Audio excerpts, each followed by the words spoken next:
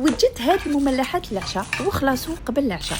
هاد الوصفه العشاق تقرميج سهله بنينه، واهم حاجه بلا عجينه اللي تقدروا تشروها واجده من برا ولا تخدموها في الدار. اول حاجه نوجد لافاس، ناخذ 2 حبات بصل متوسطين ولا ديروا حبه كبيره، نقطعوا رقيق ونقليه فيه شويه زيت، نزيد له شويه فلفل كحل والملح. كي تقلى نزيد لا فيونداشي درت 300 غرام، نقليها ثاني ومن بعد نزيد لا صوص طوماط من عند ازدهار، راهي متوفره في ديبو تاع الدجاج ولا اون كونسيرف، تجي واجده تربح لكم الوقت وراح تساعدكم كي طيبوا لي بات البيتزا. نخلطها مع لا فيونداشي والبصل، نغطيها ونخليها طيب. نقطع 2 حبات بطاطا ماشي بزاف كبار، نفورها ونزيدها مع لا فيونداشي، نزيد معها الفخوماج اللي معدنوس مقطع، وما بقى لي غير نخلط كلش. وهنا ناخذ الورق تاع التختوخه، تكون خدمتوها في الدار ولا شريتوها، ناخذ 2 ورق ولا 3 على حسب التختوخه. هنا اللي عندي رقيقه بزاف، ولا فاس كي نعمرها راح نديرها خشينه، يعني الورق تاع التختوخه ما راحش يتغلبوا على لا فاس. نحط في المقله شويه زيت قبل ما نحط الورق، ومن بعد نحط شويه فخوماج غابي لا فاس، نغلقها ونحمرها فوق النار. الوصفه هذه بزاف بنينه، جربوها راح تعجبكم.